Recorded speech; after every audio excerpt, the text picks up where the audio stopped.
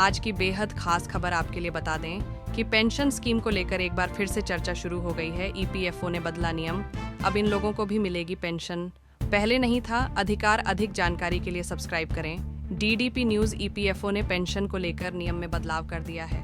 अब अगर कोई व्यक्ति 1 महीने तक भी नौकरी करता है और ईपीएस में योगदान देता है तो उसे पेंशन का अधिकार होगा। कर्मचारियों की पेंशन को लेकर ईपीएफओ ने एक बड़ा बदलाव किया है।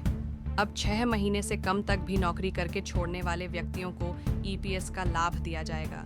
इन लोगों को अब अपनी पेंशन में कंट्रीब्यूशन खोना नहीं पड़ेगा।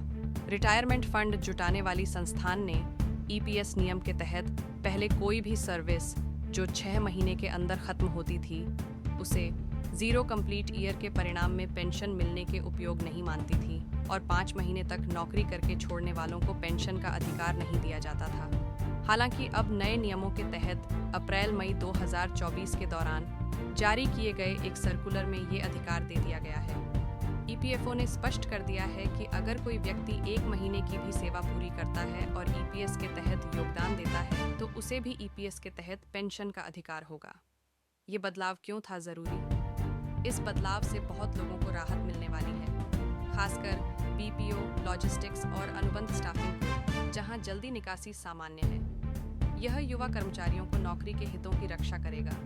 ये उन सभी के लिए काफ़ी लाभदायक साबित होगा जो काफ़ी कम समय के लिए किसी कंपनी को ज्वाइन करते हैं। मान लीजिए अगर किसी ने 1 महीने तक ही नौकरी की और फिर नौकरी नहीं कर पाए, फिर उसे पीएफ का पैसा तो मिल सकता है लेकिन ईपीएस में कंट्रीब्यूशन समाप्त हो जाएगा।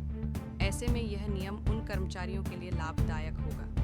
आप भी पीएफ खाता धारक हैं तो ये जान लीजिए, अगर आपने 6 महीने के अंदर इस्तीफा दिया है तो ईपीएस योगदान के लिए अपने पीएफ पासबुक की जांच करें और अगर आपको पेंशन का हिस्सा नहीं दिया गया है तो 2024 के स्पष्टीकरण का उल्लेख करते हुए ईपीएफओ को शिकायत करें। ऐसी ही डेली अपडेट्स के लिए सब्सक्राइब करें डीडीपी न्यूज।